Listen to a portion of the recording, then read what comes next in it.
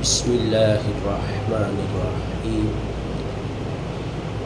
دوسروں کے لیے دعا، اپنے لیے عطا۔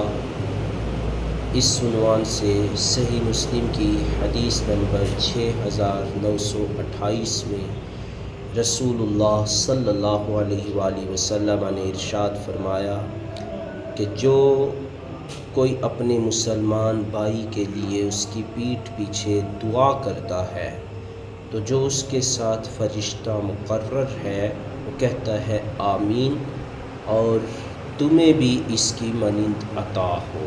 اس حدیث سے پتہ چلا کہ اپنے مسلمان بھائیوں کے لیے پیٹھ پیچھے دعا کرنا یہ باعث برکت ہے، اللہ کی رحمت کو حاصل کرنا ہے، اور یہ اپنے لیے عطائے الہی کا ذریعہ ہے۔ رب ذوالجلال ہمیں آقا کریم اسلام کی تعلیمات پہ عمل کی توفیق عطا فرمائے۔